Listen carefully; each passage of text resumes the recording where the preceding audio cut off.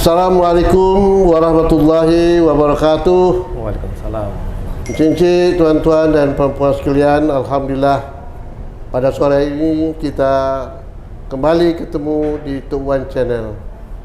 Dan sengaja pada sore hari ini kita akan mengangkat suatu tema pembahasan kita menjelang pelaksanaan pemilu, yaitu pemilihan presiden, wakil presiden dan pemilihan pileg calon legislatif baik pusat DPR RI maupun DPRD provinsi dan DPRD kabupaten kota, agar kita semua masyarakat dapat memahami bagaimana pentingnya pemilu itu sendiri dalam menentukan pemimpin kita yang akan datang.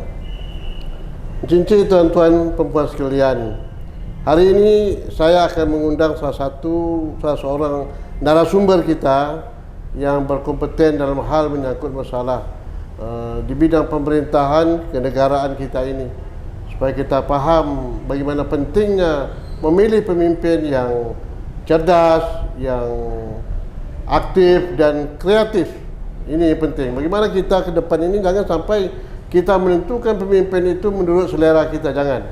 Tapi harus ada ukuran kriteria kita mencari pemimpin yang betul-betul cerdas, kita cari yang mempunyai iman yang kuat dan ketaatan kepada agama, dan kemudian mereka melakukan keadilan dalam mencapai suatu tujuan cita-cita bangsa menuju negara kita yang adil dan makmur. Tanggal 14 Februari kita akan menentukan pemimpin kita menjadi presiden wakil presiden yang akan datang. Dan begitu juga kita akan menentukan calon-calon wakil rakyat kita di Senayan.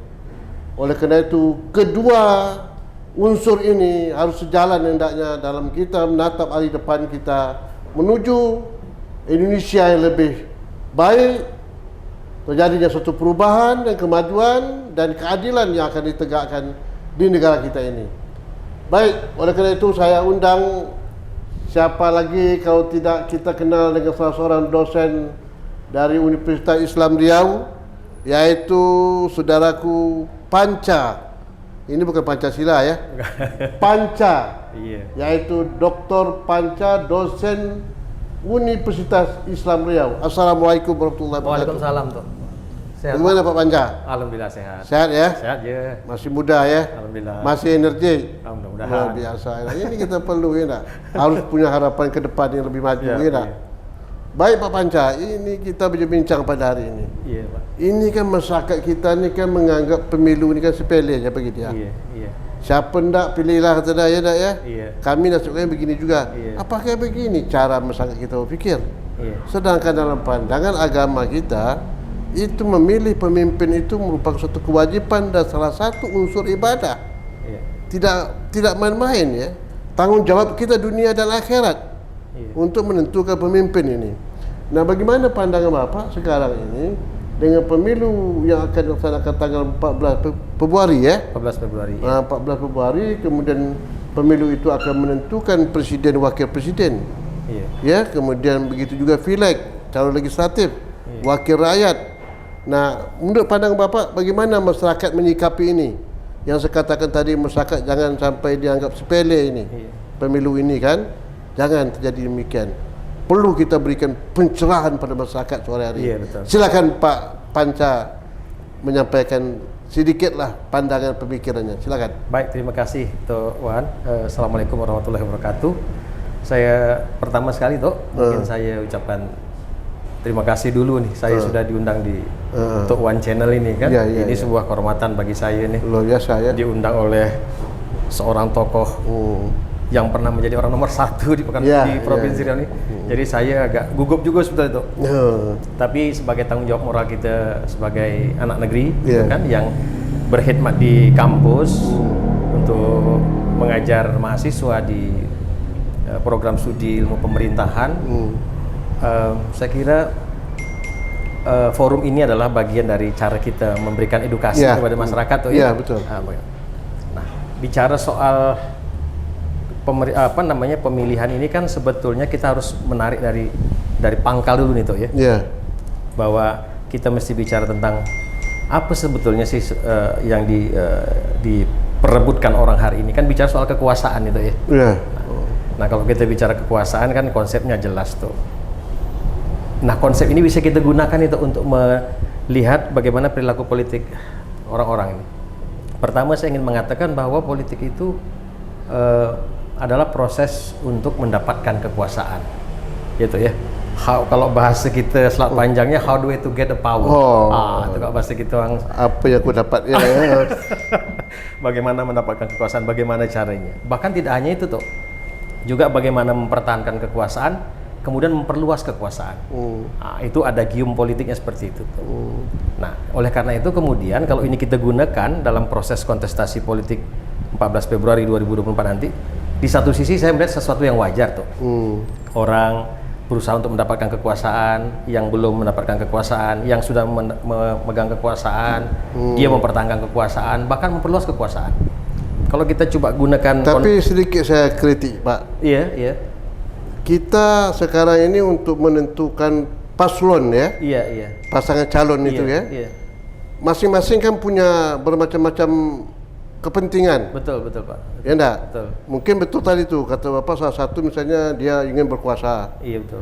Tetapi kita bagaimana mencari sosok dari tiga paslon itu yang berpikir bukan masalah kekuasaan. Betul. Bagaimana rasa tanggung jawab dia? Iya betul. Terhadap kepentingan bangsa negara ini. Iya. Ya enggak?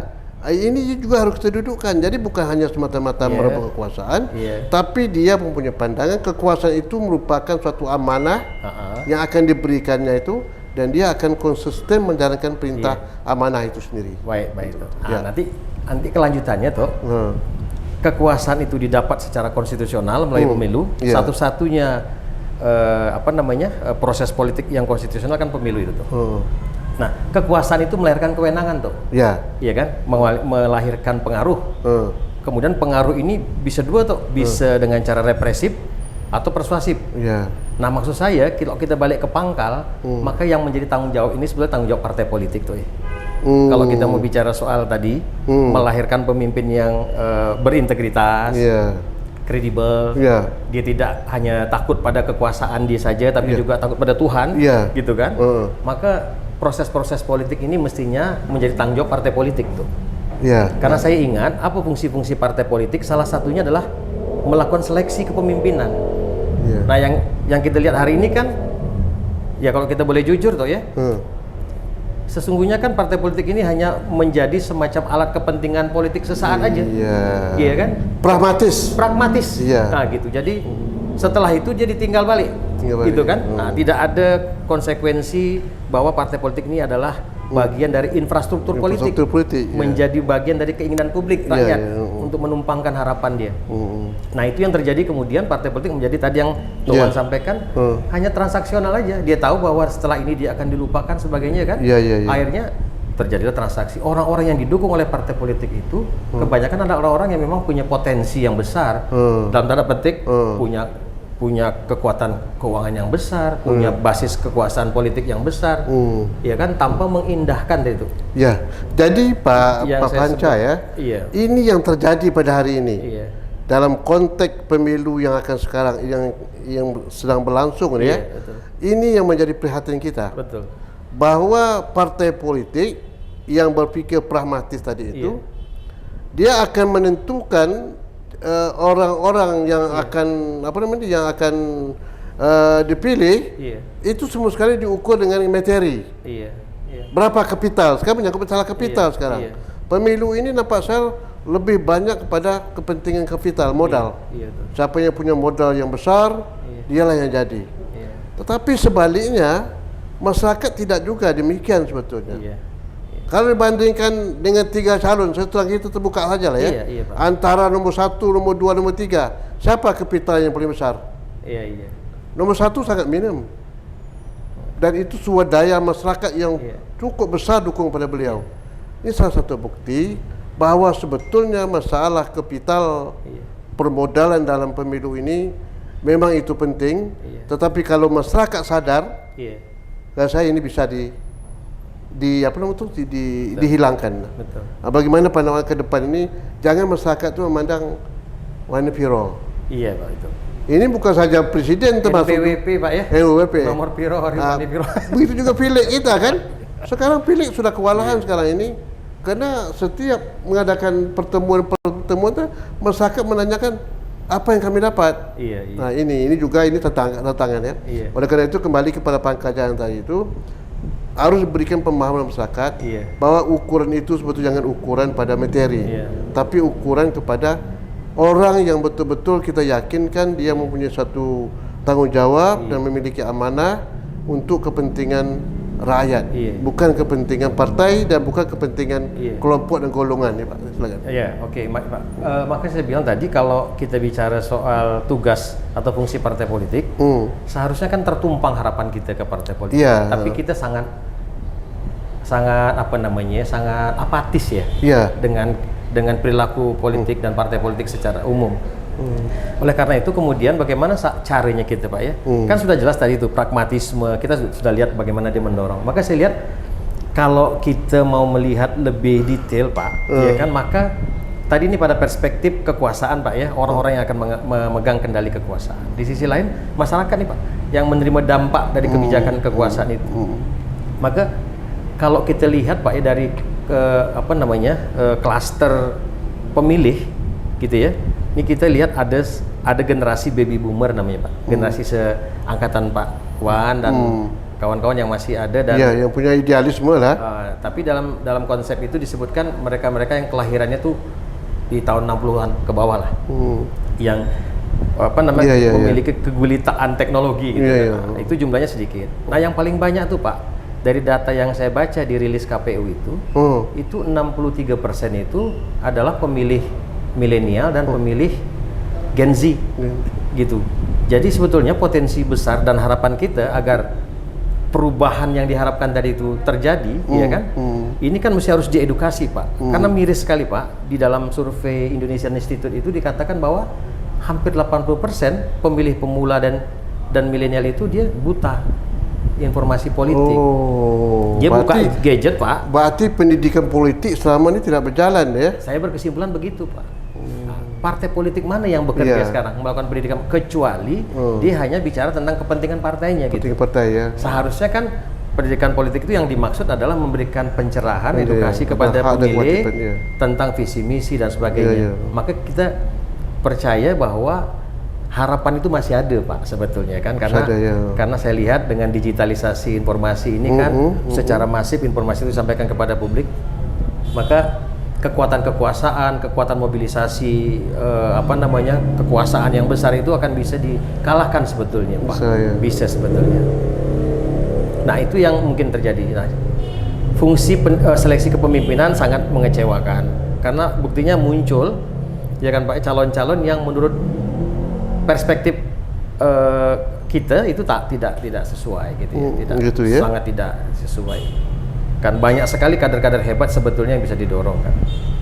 Nah, pendidikan politik juga begitu Pak. Saya kebetulan mahasiswa saya ada melakukan penelitian tentang pendidikan politik, ternyata memang tak dilakukan oleh partai politik. Jadi selama ini partai politik kita ini perannya hanya yang saya katakan musiman lah. Musiman aja Pak. Ya, musiman ya, tidak melakukan fungsi dan peran partai politik. Sebetulnya partai politik itu merupakan pilar demokrasi. Iya betul. Nah, pilar demokrasi artinya bagaimana dia mengelola pemerintahan yang baik dengan menciptakan kader-kader partai yang betul-betul militan yang bisa mampu memimpin negara dan pemerintahan kan itu kan. Betul Pak. Tapi kenyataan tidak. Malah yang aneh ini kan dia partai politik. Tapi yang dicalonnya bukan partai dia. Itu orang lain. Terutama ini terdapat pada pilkada ya untuk kampanye atau begitu juga misalnya presiden ya. Banyak juga gitu kan. Betul, mana kader dia? Enggak kok kader orang lain yang ditonjolkan. Disinilah kelemahan kata Pak Pancari bahwa partai politik tidak punya peran ya untuk melahirkan kader-kader bangsa ya. Iya, sangat pragmatis betul gitu ya. Karena dia tahu bahkan lebih miris juga Pak, kita lihat kan bagaimana partai politik hanya dijadikan sebagai kendaraan dan kepentingan politik.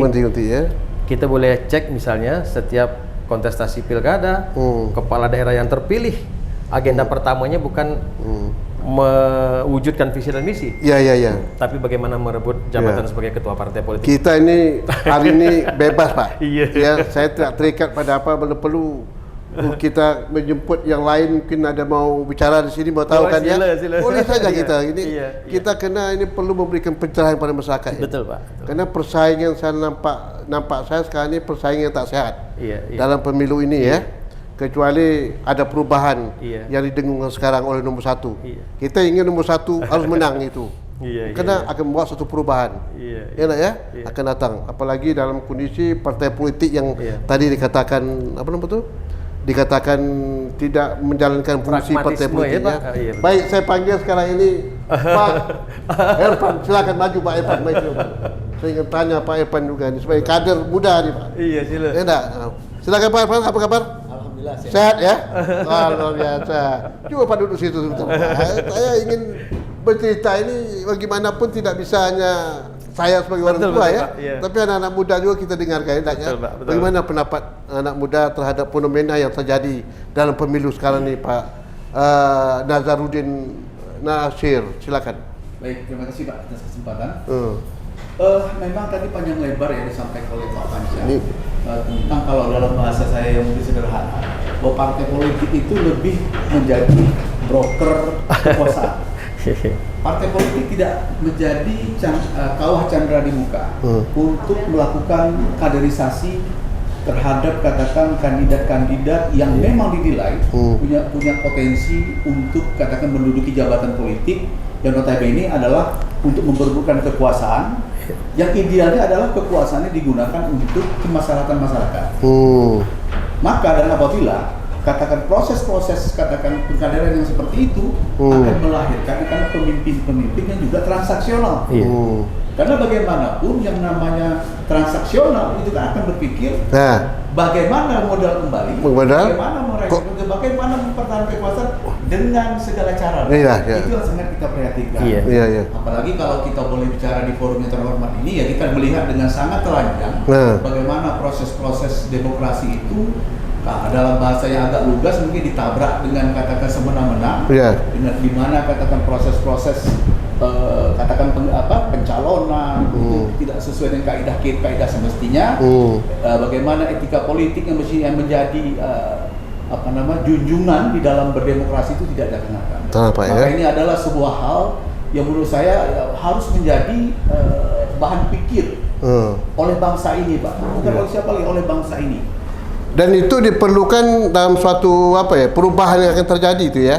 Artinya perlu ada perubahan ya dalam penataan kembali partai politik ini. Iya Pak. Saya yakin ini, karena kalau kondisi partai politik begini ini, ya kita tidak bisa mengharapkan yang dikatakan Pak Ponco akan melahirkan pemimpin-pemimpin bangsa yang untuk menjalankan kekuasaan pemerintah yang benar kan itu kan ya.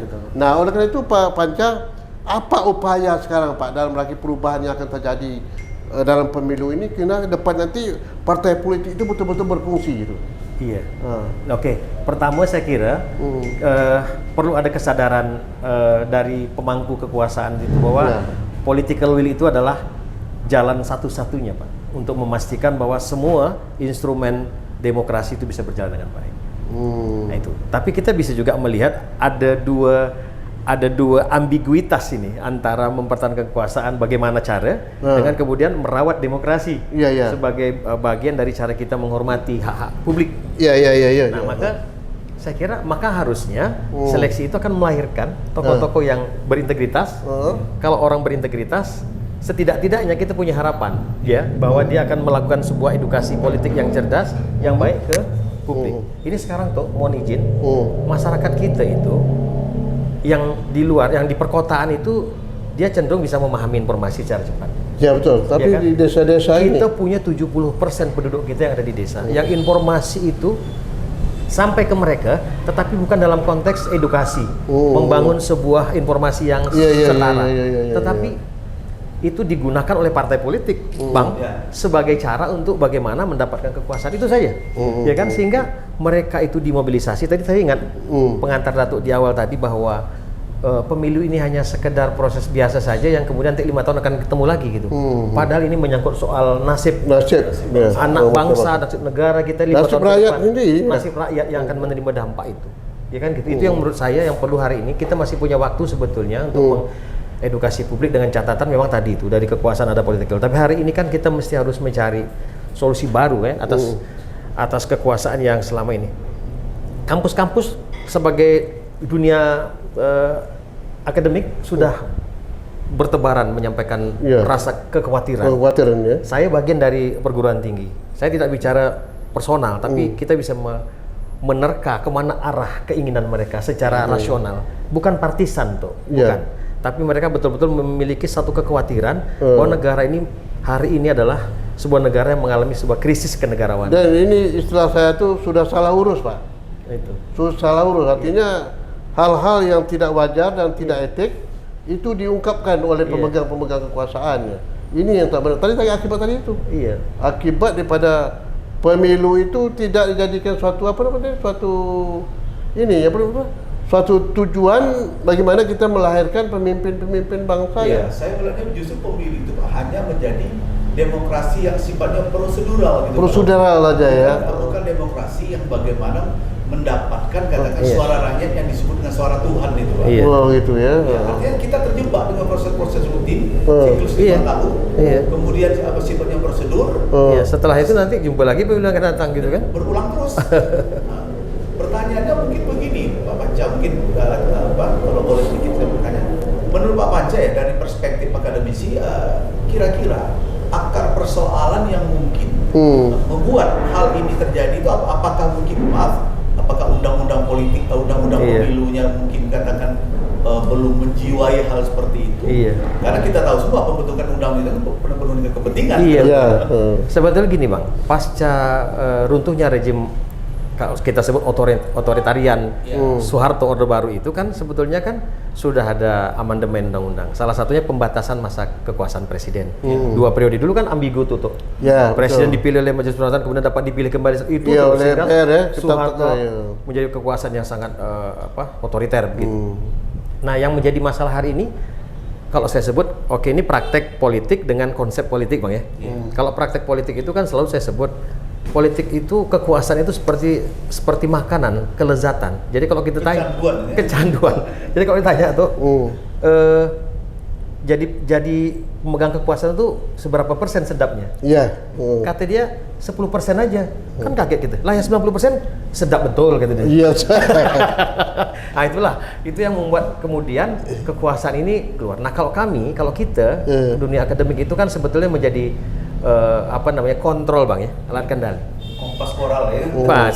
Artinya kalau kekuasaan ini mau berjalan dengan baik, sesungguhnya gunakanlah konsep politik yang ideal, yang sehat gitu kan. Nah, makanya kenapa kemudian perguruan tinggi itu melakukan pernyataan sikap? Karena memang kita berarti mengatakan bahwa ini ada yang tadi yang Datuk sebut, ini salah urus membuat negara ini menjadi sakit gitu. Ya kan, saya tidak bicara mengarahkan ya, tapi ini sebuah tanggung jawab juga ya. Walaupun akademisi kan, tapi kita punya moral. Kita juga punya. Pak Ponco. Jadi sebetulnya ya, itu kembali tadi yang kata Ponco itu bahwa tujuan mereka untuk pemilu ini untuk mencari kekuasaan saja kan kekuasaan. Boleh kita memang tujuannya kekuasaan tapi kekuasaan yang kita rebut itu harus dengan norma. Betul. Betul. Dengan aturan yang punya etika Kalau sudah melewati batas misalnya tidak sesuai dengan etika, walaupun secara hukum misalnya itu, Pak, boleh kan, tapi segi moral, etika sebagai pemimpin, macam sekarang saya contohkan tindakan yang dilakukan misalnya, apakah bermoral itu, beretika itu? Beda. Sebetulnya misalnya dalam hal pembagian bansos misalnya itu kan sudah ada aturan sebetulnya itu kan langsung ke lapangan, tidak perlu pemegang kekuasaan yang harus turun ke lapangan. Ini apa gunanya? Betul. Gunaan mereka bagaimana untuk menciptakan suatu pencitraan bahwa dia adalah untuk memegang kekuasaan, mengendalikan kekuasaan itu. KPK sudah jelas menyatakan itu melalui Alexander Marwata. Saya dengar berita beberapa waktu yang lalu. Ini sebuah hal yang keliru gitu. Karena seharusnya tadi kalau negara, atas nama negara, maka seluruh peserta kontestasi pilpres itu mendapatkan bagian dan hak yang sama. Iya. Nah, itu silakan rakyat memilih. Nah ini yang itu. Jadi kata kunci yang tadi itu tuh, kita sudah salah urus itu sehingga akhirnya dalam perjalanan pemerintah ini orang memegang kekuasaan hanya untuk memastikan bahwa kepentingan bisnisnya aman, hanya memastikan bahwa kepentingan. Memang prosedurnya tadi betul, ada proses, misalnya proses di MK terjadi proses, betul terjadi putusan-putusan. Tapi yang Tok Wan katakan tadi, ini bicara soal pelanggaran etika berat kalau menurut saya, gitu kan. Nah kita sebagai akademisi masuk diam saja gitu. Makanya saya sangat senang sekali diundang di sini, ketemu dengan senior saya dan Tok Wan orang yang sangat saya hormati. Jadi dengan adanya pernyataan perguruan tinggi sekarang ini, berarti itu sudah tidak bisa tidak lagi bahwa perlu adanya perubahan. Iya. Itu kesimpulan sekarang tuh. Iya Pak, kalau kita mencoba menarik ke belakang gitu Pak ya, ketika reformasi tahun 1998 terjadi, itu kan dimulai oleh forum rektor Pak. Iya. Ketika forum rektor pada saat itu mengeluarkan katakan semacam statement tentang kegelisahan kehidupan berdemokrasi, itu kemudian menggelinding menjadi bola salju.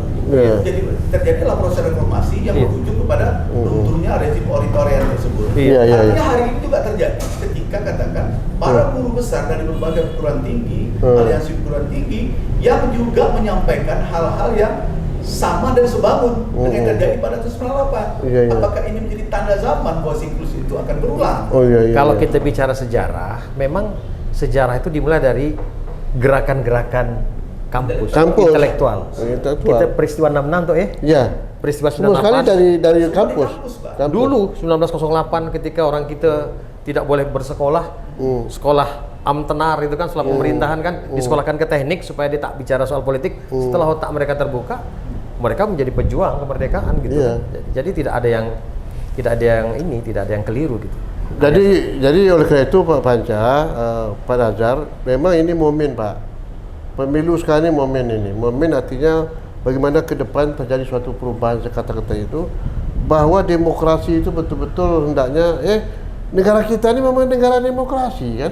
Karena negara ini dulunya memang dengan demokrasi itu timbul ada kesepakatan dan kebersamaan, musyawarah. Tidak bersifat individualistis dan kepentingan sesaat, dan kemudian tadi itu mencari keuntungan. Kalau kita lihat dulu para pembesar kita atau pendiri negara kita ini, pemerintah negara kita ini, sebenarnya orang-orang yang bersifat santun dan punya etika, dan intelektualnya lebih menonjol daripada emosionalnya, dan emosinya, dan apalagi dengan nafsu syahwatnya luar biasa kan. Ini juga yang kita harus melakukan suatu perubahan. Oleh karena itu masyarakat Provinsi Riau khususnya jangan salah pilih.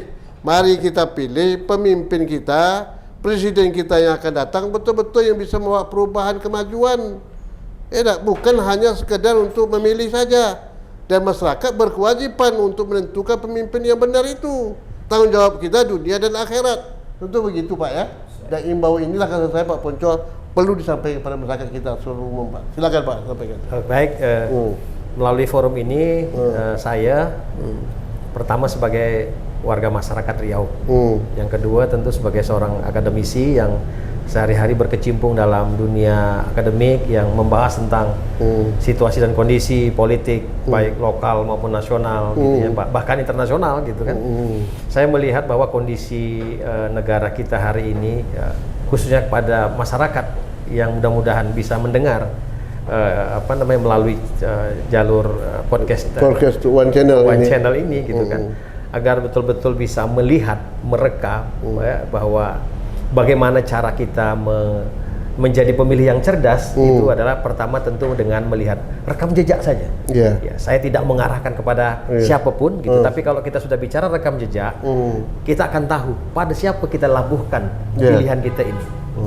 Nah, rekam jejak ini persoalan banyak. Belum lagi nanti persoalan money politik. Ini juga kita jangan hendak diperdaya oleh money politik yang hanya kita terima dalam 1 kali dan 5 tahun kita akan menderita selamanya. Gitu. Jadi ini betul-betul himbauan moral yang saya sampaikan sebagai seorang akademisi. Saya kira begitu. Kemudian Pak Nazar, tadi terkait Panca bilang bahwa diimbau masyarakat jangan berfikir money politik tadi itu kan ya. Artinya masyarakat itu mengukur siapa yang ngasih duit, itu yang ini menyangkut masalah pileg Pak. Pemilihan calon legislatif, baik DPRD provinsi, kabupaten, apalagi DPR RI. Bagaimana Bapak melihat perkembangan pada hari ini? Pileg ini sudah kotor betul permainan Pak. Artinya apa kotor saya katakan? Bahwa jor-joran sekarang ini. Calon yang punya kapital besar, yang punya modal besar, itu tak tanggung-tanggung Pak. Memberikan uang pada masyarakat. Masyarakat itu dibutuhkan Pak. Bagaimana Bapak menangkal masalah ini? Jangan sampai terjadi nanti di Riau ini terpilih calon-calon yang punya kapital yang besar. Kebetulan mereka bukan orang daerah kita. Ini masalah Pak. Kita mengharapkan wakil-wakil rakyat duduk di DPR RI itu adalah anak-anak putra daerah yang minimal dia adalah orang Riau yang sudah merasakan kehidupan di Provinsi Riau ini. Tapi aneh kalau bukan orang yang tinggal di Riau menjadi wakil kita di Senayan. Akibat apa dia terpilih? Kena modal yang begitu besar sehingga calon-calon kita yang tak punya modal ini kalah bersaing. Bagaimana Pak Nazar yang terjadi? Seperti yang tadi disampaikan oleh Pak Panca, kemudian saya simpulkan dalam bahasa saya bahwa, mohon maaf saya menyampaikan di forum ini, ya, bahwa proses katakan menseleksi dalam konteks pertanyaan bahwa dari anggota legislatif ini kan partai kecenderung nasional pragmatis Pak. Iya kan? Sehingga apa? Orang yang katakan dimasukkan ke dalam daftar calon tetap itu tidak melihat secara komprehensif bagaimana paling tidak aspek keterwakilannya, aspek katakan hubungan emosional dan penguasaan teritorialnya itu Apa artinya kalau katakan yang mewakili kita yang tidak tahu? Nggak tahu dengan Riau ini. Kalau boleh saya mengambil sebuah contoh Pak, ilustrasi yang saya dengar juga dari pembicaraan teman-teman itu Pak. Contoh yang menarik itu adalah katakan perbedaan ini sebagai pembanding saja. Misalnya tentang kejadian di kejadian kebakaran di Pasar Ateh Bukit Tinggi Pak. Ketika Pasar Ateh Bukit Tinggi itu mengalami kebakaran hebat Pak, hampir rata dengan tanah, itu bagaimana Pak? Dalam waktu hanya sekitar 6 bulan Pak, proses pembangunan pasar itu diambil alih oleh Kementerian Perdagangan Pak, dibangun. Kenapa itu bisa terjadi? Karena apa? Anggota legislatif yang mewakili Provinsi Sumatera Barat itu Pak, dengan bersama-sama mereka 13 orang itu memperjuangkan hal ini Pak. Sehingga Pasar Ateh itu hari ini Pak kondisinya jauh lebih baik, lebih besar, lebih mewah dibanding yang terbakar. Kalau kita lihat di Riau Pak, kita lihat tuh Pak di Jalan Nangka yang namanya Pasar. Sudah berapa tahun ya? Pasar apa namanya itu? Pasar Loket ya. Pasar Cipuan itu udah berapa puluh tahun tak selesai. Di mana peranan anggota DPR RI kita? Bisa menarik dana pusat untuk artinya ilustrasi itu betul-betul apple to apple, perbedaannya sama gitu. Di Sumbar, ya dengan sedemikian rupa dalam waktu sekitar 6 bulan berhasil dibangun. Karena apa? Effort dan perjuangan para wakil rakyat kita. Daerah itu. Iya betul. Sementara kita, kenapa? Salah satu ditengarai karena itu tadi Pak, sense of ownership-nya terhadap daerah ini. Tak punya. Saya BF lagi, ya betul. Ya betul. Jadi oleh karena itu, cincin tuan-tuan, di samping kita memilih presiden yang akan datang ini, wakil presiden, juga memilih calon legislatif ke DPR RI, wakil rakyat kita Senayan. Perlu kita pilih putra-putra daerah kita yang punya kompeten daerah ini, yang punya komitmen yang cukup tinggi terhadap daerah. Jangan kita pilih orang yang tidak memiliki kompeten di Provinsi Riau ini. Ini penting saya katakan. Jangan dipandang orang yang banyak modal yang begitu besar, punya oleh-oleh, setiap ada pertemuan, masyarakat disuguh dengan bermacam-macam bantuan duit lah, kemudian dengan memberikan cenderamata sebagainya. Jangan dipandang itu, tapi pandanglah siapa sebetulnya wakil rakyat kita yang memiliki kompetensi, kemampuan dia untuk memperjuangkan Riau ke depan. Yang tadi kata Pak Nazar, banyak masalah-masalah Riau ini sebetulnya yang harus diperjuangkan di DPR RI di Senayan itu untuk kepentingan dari Riau. Tapi kenyataan apa sekarang ini? Kalau hanya bersifat rutinitas saja, siapapun bisa duduk di DPR RI itu. Tapi bagaimana terobosan mereka berkomunikasi dengan pemerintah pusat untuk bergening kepentingan Riau ini. Itu Pak Pojo ya. Betul. Oleh karena itu saya minta terakhir Pak Pojo memberikan statement terakhir dalam pertemuan kita pada hari ini Pak. Ini penting tanggal 14 Februari ini kita menentukan nasib kita termasuk Provinsi Riau. Silakan Pak Pojo. Oke, baik Pak. ini menyangkut soal momentum 14 Februari 2024. Ini kan momentum yang bersejarah buat kita, baik daerah maupun pemerintah Republik Indonesia gitu ya. Jadi saya secara pribadi atas nama akademisi ya memberikan harapan yang besar kepada tokoh-tokoh yang ada di daerah untuk bisa memberikan edukasi, pendidikan, informasi secara jelas, secara jujur kepada masyarakat. Saya betul. Tentang tadi, tentang kita memilih wakil-wakil kita, baik di DPR, di DPD maupun di presiden. Presiden. Nah itu yang paling penting Pak, sehingga kita tidak lagi mengalami. Kenapa tadi yang Pak Nazar katakan kita tetap saja seperti ini? Karena memang kita tidak memiliki jaringan yang besar di pusat. Kalaupun ada, tapi tidak punya kepedulian, sense of belongingnya tak punya, gitu kan? Jadi oleh karena itu mungkin kita memang harus sebanyak mungkin memproduksi orang-orang kita yang bisa duduk di pemerintahan, di pusat, baik di eksekutif maupun di legislatif. Betul. Baik, terima kasih Pak Ponco, Pak Nazar. Ini kita berbincang santai pada sore hari ini, luar biasa. Oleh karena itu jangan lupa ya, tanggal 14 Februari kita menentukan pemimpin kita ke depan, ya, untuk bangsa negara kita ini, dan termasuk wakil rakyat kita yang mewakili Riau ini. Pilih wakil-wakil kita, calon-calon legislatif kita dari partai manapun, anak putra daerah kita. Orang yang sudah berpengalaman, orang sudah mempunyai rekam jejak yang cukup tinggi ya untuk membangun Riau ini. Jangan kita pilih orang yang bukan orang Riau. Orang yang istilah saya itu bukan orang yang tinggal di Riau, tapi tinggalnya di luar provinsi Riau. Ini jangan kita pilih. Sekali lagi, mari kita bela Riau untuk kepentingan kita bersama. Riau adalah bahagian daripada negara kita ini yang juga mempunyai peran yang penting dalam merebut kemerdekaan ini. Terima kasih.